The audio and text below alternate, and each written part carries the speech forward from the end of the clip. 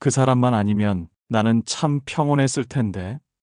우리는 종종 이런 생각을 합니다. 어느 한 사람 때문에 하루가 무너지는 것처럼 느껴질 때가 있습니다. 그 사람의 말투, 행동, 태도 하나하나가 마치 날카로운 바늘처럼 마음을 찌르기 때문입니다. 인간관계에 힘들어하는 모든 분들께 오늘 마음 깊이 새겨질 특별한 이야기를 들려드리겠습니다. 제자는 부처님께 엎드려 이렇게 말했습니다. 세존이시여, 저는 요즘 어떤 사람 때문에 너무 괴롭습니다. 그 사람은 저와 늘 부딪히고 제가 무슨 말을 해도 틈을 잡아 비꼬거나 부정합니다. 부처님은 잠시 침묵하시더니 제자에게 나뭇가지를 꺾어오라고 하셨습니다. 제자가 나뭇가지를 가져오자 부처님께서는 그 가지를 두 손으로 꺾으며 말씀하셨습니다. 이 가지가 왜 이렇게 쉽게 부러지는 줄 아느냐? 제자가 대답했습니다. 속이 비어 있고 바짝 마른 가지이기 때문입니다. 부처님은 고개를 끄덕이시며 말씀하셨습니다.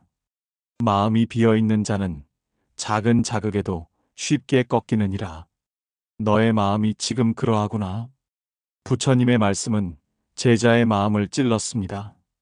그는 자신이 옳고 상대가 틀렸다고 생각해 왔습니다. 하지만 그 생각 자체가 자신을 고통 속에 가두고 있었다는 것을 깨닫게 되었습니다. 그렇다면 우리는 어떻게 해야 할까요? 첫째, 사람은 모두 다르다는 사실을 인정해야 합니다. 어떤 사람은 조용하고 어떤 사람은 시끄럽습니다. 어떤 사람은 예의 바르고 어떤 사람은 거칩니다. 이것은 그들의 성격이고 살아온 방식이며 지금까지의 인생이 만들어낸 결과입니다. 부처님께서는 이렇게 말씀하셨습니다. 다름을 용납하지 못하면 고통은 끝없이 이어지느니라. 이해되지 않는 그 사람의 말과 행동이 당신을 향한 공격이 아닐 수도 있습니다. 그저 그 사람의 삶이 그렇게 만들어졌을 뿐입니다. 둘째, 나의 고통이 어디에서 비롯되는지 들여다봐야 합니다. 누군가의 말 한마디에 내가 왜 이토록 흔들리는가? 그 말이 정말 나를 향한 비난이었는가? 아니면 내 안에 이미 존재하던 불안과 상처가 그 말에 반응한 것은 아니었는가? 부처님께서는 말씀하셨습니다. 화살을 맞고 고통스러워하는 것은 자연스러운 일이니라. 그러나 이미 뽑힌 화살을 다시 마음에 박는 것은 어리석은 짓이니라. 상대의 말은 잠깐의 자극일 뿐입니다. 그 말이 오래도록 내 마음을 아프게 하는 이유는 그 말에 반응하고 해석한 나의 마음 때문입니다. 셋째, 자비심을 연습해야 합니다. 우리는 쉽게 미워하고 단정합니다. 저 사람은 이상해. 왜 저렇게밖에 못 살아? 왜 저렇게 뾰족하지? 하지만 부처님께서는 말씀하셨습니다. 연민은 어리석은 이를 품는 가장 큰 지혜이니라. 그 사람이 가진 말과 행동 이면에는 보이지 않는 고통과 상처가 있을 수 있습니다. 우리는 그것을 보지 못하고 표면에 드러난 말과 행동만 보고 판단합니다. 그 사람도 누군가에게는 소중한 이며 그 나름의 이유와 상황 속에서 그렇게 살아가고 있을 뿐입니다. 넷째, 거리를 둘 줄 알아야 합니다. 자비는 맹목적인 수용이 아닙니다.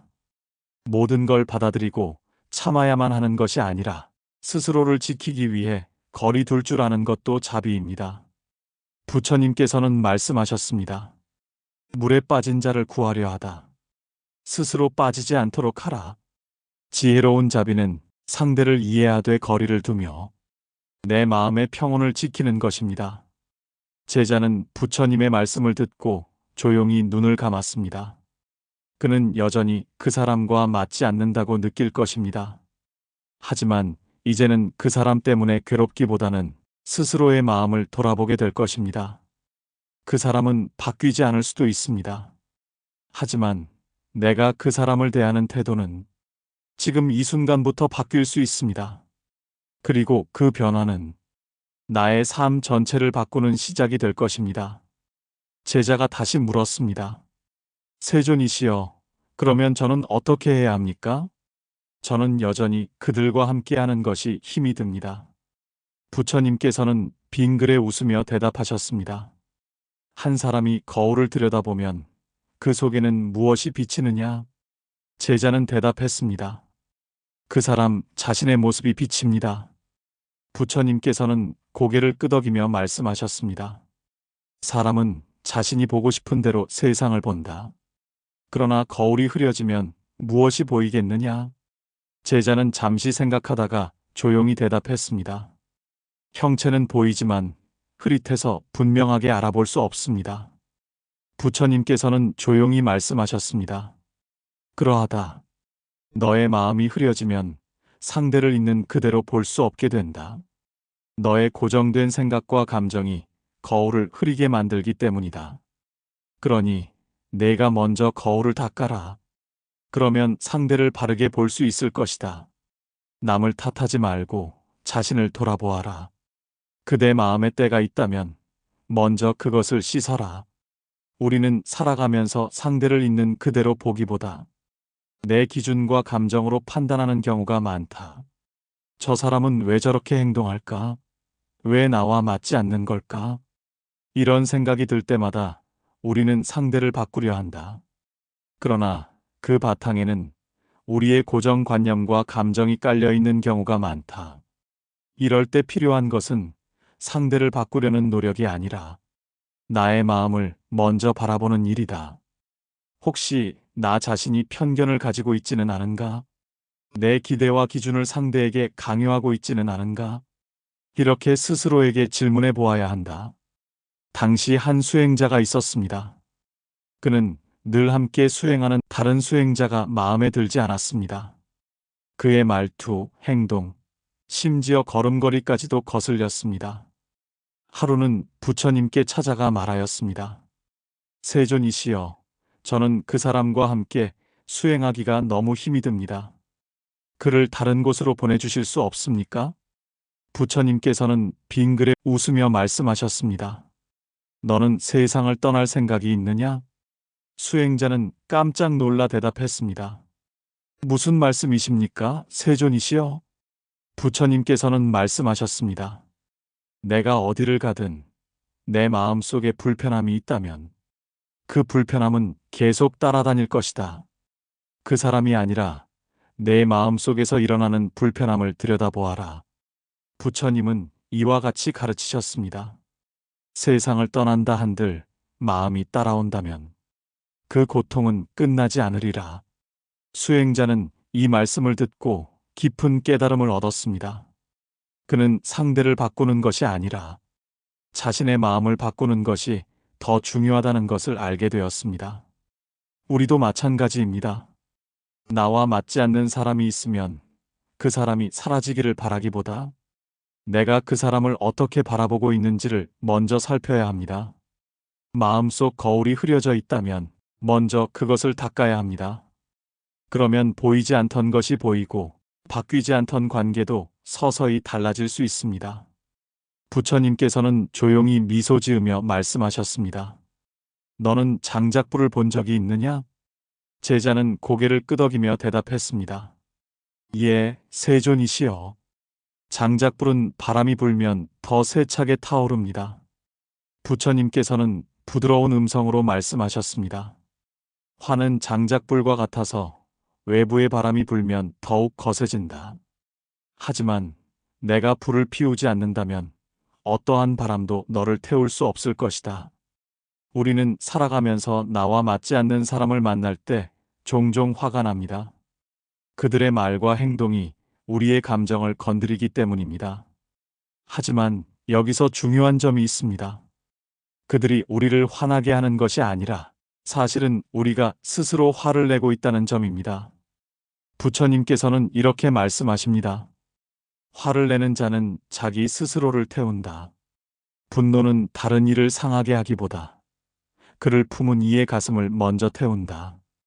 어떤 사람이 우리에게 거친 말을 합니다. 그 순간 우리는 기분이 상하고 자존심이 상하고 화가 납니다. 하지만 만약 우리가 그 말을 중요하게 여기지 않는다면 어떨까요? 그 말은 우리에게 아무런 영향을 주지 못할 것입니다. 어느 날 부처님께서 왕궁에서 법문을 하시고 계셨습니다. 그곳에 부처님을 시기하는 한 사람이 있었습니다. 그는 사람들 앞에서 거친 말로 부처님을 모욕했습니다. 당신은 위선자요, 사람들을 속이며 스스로를 성인이라 부릅니다. 그 자리에 있던 이들은 당황했지만 부처님께서는 조용히 미소 지으며 말씀하셨습니다. 만약 누군가가 내게 선물을 가져왔는데 내가 그것을 받지 않는다면 그 선물은 누구의 것이겠느냐? 그 남자는 어리둥절해하며 대답했습니다. 당연히 선물을 가져온 사람의 것이겠지요. 그러자 부처님께서 다시 말씀하셨습니다.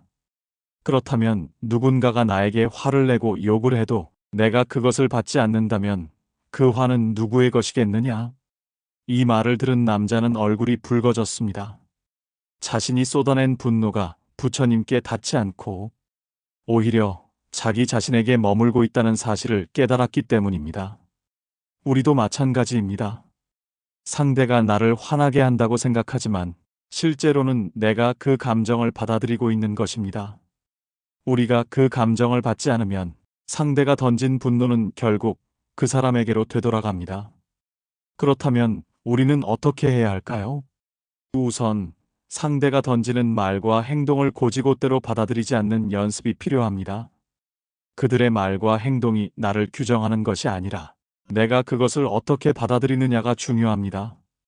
둘째, 화가 날 때는 한 걸음 물러서서 내 감정을 관찰해 보는 것이 필요합니다. 부처님께서는 다음과 같은 말씀이 있습니다. 분노를 품지 않는 자는 평화를 얻는다. 분노를 다스리는 자는 그 누구보다 자유롭다. 내가 왜 화가 났는지, 그 감정의 근원이 무엇인지 바라보는 것입니다. 그러면 화에 휘둘리는 것이 아니라 화를 다스릴 수 있는 힘이 생깁니다. 한 수행자가 있었습니다. 그는 함께 수행하는 동료를 참을 수 없었습니다. 그 동료는 말이 많았고 사소한 일에도 불평을 했습니다. 수행자는 그를 피하고 싶었습니다. 그래서 부처님께 찾아가 말했습니다. 세존이시여, 저는 이 사람과 함께 수행하는 것이 너무 힘듭니다. 그를 피해 혼자 수행할 수 있도록 허락해 주십시오. 부처님께서는 조용히 물으셨습니다. 너는 바닷물이 탁하다고 바다를 떠나 강으로 가겠느냐? 수행자는 당황하며 대답했습니다. 강도 결국 바다로 흘러들어가지 않습니까? 부처님께서는 빙그레 웃으며 말씀하셨습니다. 내가 어디를 가든 내가 평온하지 않다면 똑같은 고통을 겪게 되리라. 고요한 마음을 가지면 그 누구와 함께 하더라도 흔들리지 않게 되느니라. 이 말을 들은 수행자는 깊은 깨달음을 얻었습니다. 문제는 상대가 아니라 자신이 흔들리고 있다는 것을 알게 된 것입니다. 이처럼 우리도 마찬가지입니다. 나와 맞지 않는 사람이 있을 때 우리는 그들을 피하거나 바꾸려고 합니다.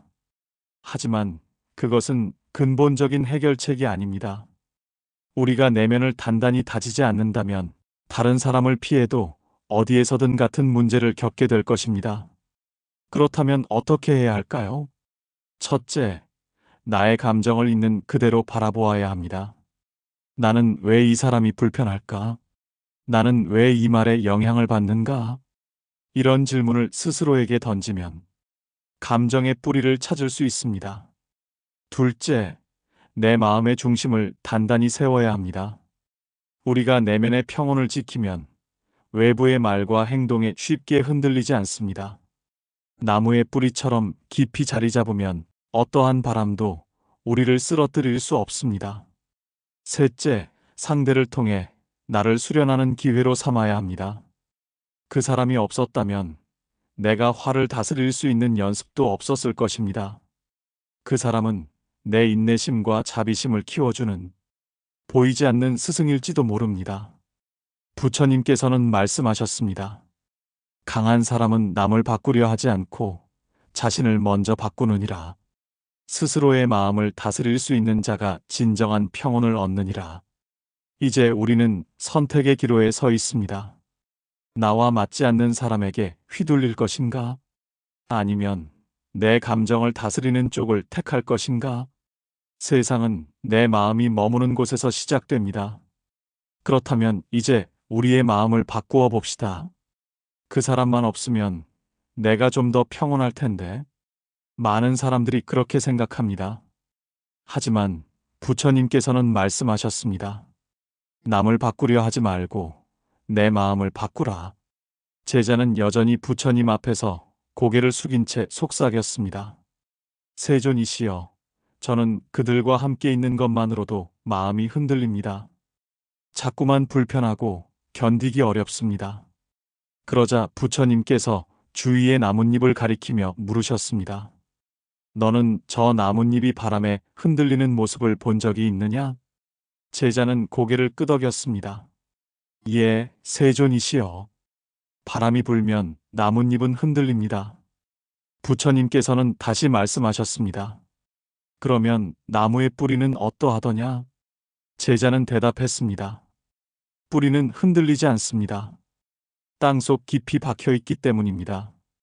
그 말씀에 부처님께서는 조용히 고개를 끄덕이시며 말씀하셨습니다. 너의 마음이 나뭇잎과 같다면 주변의 말과 행동에 쉽게 흔들릴 것이다. 그러나 마음의 중심이 나무의 뿌리처럼 깊고 단단하다면 그 어떤 바람도 너를 흔들 수 없을 것이다. 우리는 살아가며 수많은 자극과 마주칩니다. 누군가의 한마디, 차가운 시선, 무례한 태도, 그 모든 것이 마음을 흔들어 놓습니다. 하지만 마음이 흔들리는 것은 외부의 자극 때문이 아니라 그 자극에 반응하는 내면의 중심이 약하기 때문입니다. 문제는 타인이 아니라 내가 얼마나 단단한가에 달려 있다는 사실입니다. 사람을 피한다고 평온이 찾아오는 것이 아닙니다. 그 사람은 또 다른 모습으로 우리의 삶에 반복되듯 나타나기 마련입니다. 그렇다면 결국 피해야 할 대상은 타인이 아니라 내 마음의 흔들림인 것입니다. 그래서 우리는 이렇게 자문해 보아야 합니다. 나는 왜 저 사람이 불편한가? 나는 왜 그 사람의 말에 민감하게 반응하는가? 내 중심은 지금 어디에 있는가? 이 질문을 스스로에게 던질 수 있다면 그 순간부터 우리는 변화의 출발점에 서게 됩니다. 부처님께서 말씀하셨습니다. 바람이 분다고 나무가 쓰러지는 것이 아니라 뿌리가 약한 나무가 쓰러지는 것이다. 나의 뿌리를 살펴보는 것. 그것이 바로 지금 우리가 해야 할 수행입니다. 제자는 부처님의 말씀을 가만히 되새겼습니다.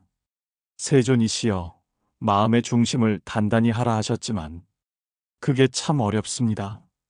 노력해도 여전히 마음이 흔들립니다. 그 사람과 마주하면 감정이 솟구치고 마음이 무거워집니다. 부처님께서는 조용히 미소 지으시며 손에 작은 그릇을 하나 드셨습니다. 그릇 안에는 소금이 한 줌 담겨 있었습니다. 부처님께서는 그 소금을 작은 잔에 넣고 물을 따라 저으셨습니다. 그리고 제자에게 말씀하셨습니다. 이 물을 마셔보아라. 제자는 잔을 들고 한 모금 마셨습니다. 곧 얼굴을 찡그리며 말했습니다. 세존이시여, 짜서 마실 수가 없습니다. 그러자 부처님께서는 다시 소금 한 줌을 손에 들고 이번에는 그것을 큰 강물에 흩뿌리셨습니다. 그리고 말씀하셨습니다. 이제 강물에서 한 모금 마셔보아라. 제자는 강물에서 물을 떠 마셨습니다. 그리고 고개를 끄덕이며 말했습니다. 깨끗하고 시원합니다. 부처님께서는 조용히 말씀하셨습니다. 소금의 양은 같지만 담긴 그릇에 따라 그 짠맛은 다르게 느껴지는 법이다. 내 마음이 작은 잔과 같다면 작은 불편함도 너를 힘들게 하리라. 하지만 마음이 강물처럼 넓어진다면 그 어떤 불편함도 너를 괴롭히지 못하리라. 우리는 흔히 마음을 작고 좁은 잔처럼 사용합니다. 그래서 타인의 말 한마디, 눈빛 하나에도 쉽게 상처받고 분노하고 마음이 무너져 내립니다. 하지만 우리의 마음이 강처럼 넓어질 수 있다면 그 어떤 말과 행동도 우리를 흔들 수 없습니다. 그 어떤 소금도, 그 어떤 바람도. 우리를 쓰러뜨리지 못합니다. 부처님께서는 말씀하셨습니다. 마음이 넓어지면 그 어떤 고통도 너를 삼킬 수 없느니라. 따라서 지금부터 우리는 내 마음의 뿌리를 단단히 세우고 마음의 그릇을 넓혀가며 반복되는 사람 문제에서 벗어나야 합니다. 사람은 바꾸기 어렵습니다. 하지만 내 마음은 바꿀 수 있습니다. 그 지점에 바로 자유와 평온이 기다리고 있습니다.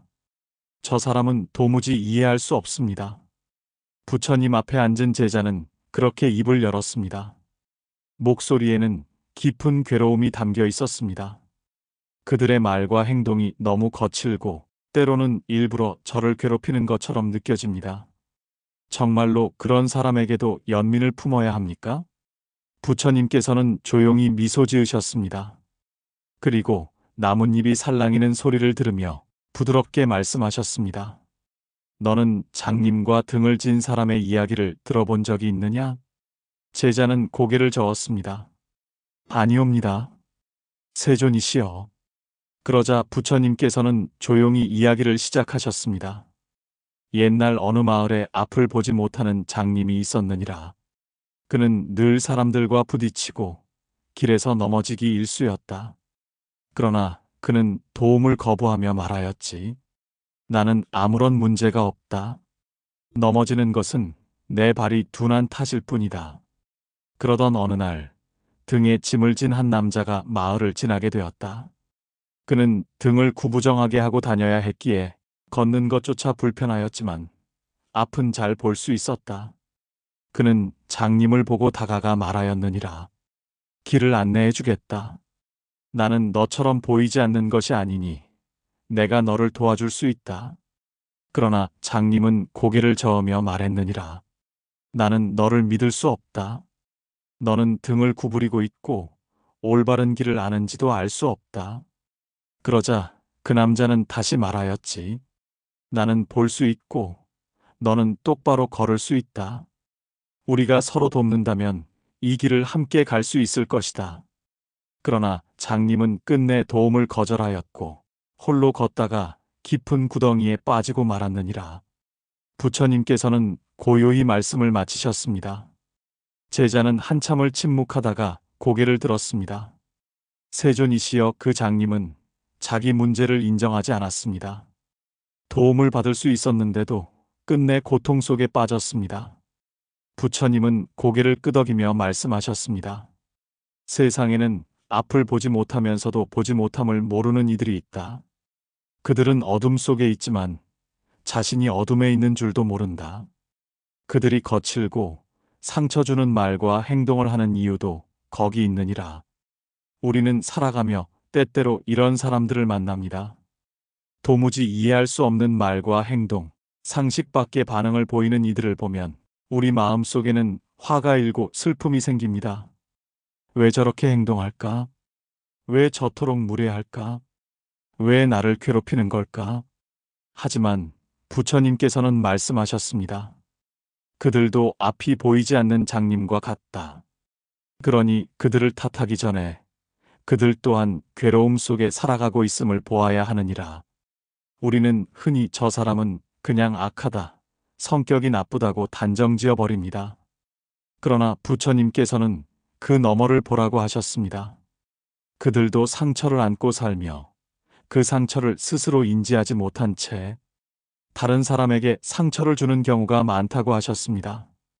한 제자가 조용히 물었습니다. 세존이시여, 그런 사람들을 저는 여전히 받아들이기 어렵습니다. 이해할 수도 없고 가까이 하기엔 너무 힘듭니다. 이런 경우에도 연민을 가져야 합니까? 부처님께서는 나뭇잎을 가리키시며 말씀하셨습니다. 그 나뭇잎이 바람에 흔들리듯 너의 마음도 지금 흔들리고 있느니라. 하지만 바람을 멈출 수는 없으나 너는 나무의 뿌리처럼 단단히 설 수 있다. 그러니 첫째, 그들이 왜 그렇게 행동하는가를 생각해 보아야 합니다. 그들은 과거의 상처 때문에 누군가를 밀어내고 있는지도 모릅니다. 그들은 누군가에게 상처받았고 그 아픔을 또 다른 이에게 전하고 있는 것일 수 있습니다. 우리가 그 사실을 떠올리면 그들을 이해하지는 못해도 연민은 품을 수 있습니다. 둘째, 거리두기를 하되 미워하지 않는 법을 익혀야 합니다. 부처님께서는 누군가를 멀리할 수는 있으나 마음속에서 그를 미워하지는 말라고 하셨습니다. 우리가 스스로를 지키기 위해 거리를 두는 것은 필요하지만 그 마음속에서 증오를 키우지는 말아야 합니다. 자비란 억지로 가까이 다가가는 것이 아니라 미워하지 않는 평온함에서 피어나는 것입니다. 셋째, 내 마음의 중심을 다스리는 연습이 필요합니다. 상대는 바꾸기 어렵지만 내가 어떻게 반응할지는 내가 선택할 수 있습니다. 너는 상대의 말과 행동을 바꿀 수 없지만 그에 흔들릴지 말지는 스스로 결정할 수 있느니라. 세상은 내 뜻대로 움직이지 않습니다. 사람들은 내 기준에 따라 변하지도 않습니다. 하지만 나는 나의 마음을 다스릴 수 있고 그 마음이 고요해지면 세상의 거친 소리조차 이제는 바람처럼 스쳐 지나가게 됩니다. 부처님께서는 마지막으로 말씀하셨습니다. 사람을 바꾸려 하면 너는 끝없는 싸움 속에 살게 되리라. 하지만 너의 마음을 바꾸면 세상은 저절로 변하느니라. 부처님의 이 말씀은 제자의 가슴 깊이 남았습니다. 그는 다시는 상대를 탓하지 않았고 자신의 마음을 돌보는데 더 집중하였습니다. 그 후로 제자의 얼굴에는 이전보다 훨씬 더 깊은 평온이 깃들기 시작했습니다. 우리도 이제 선택해야 합니다. 이해할 수 없는 사람을 탓하며 괴로움 속에 머물 것인지 아니면 부처님 말씀처럼 그들을 연민으로 바라보며 내 마음의 중심을 세울 것인지 지금 이 순간 내 마음을 다스리면 세상이 조금씩 변하기 시작할 것입니다. 그 변화의 첫 걸음을 지금 우리가 함께 내딛어 봅시다.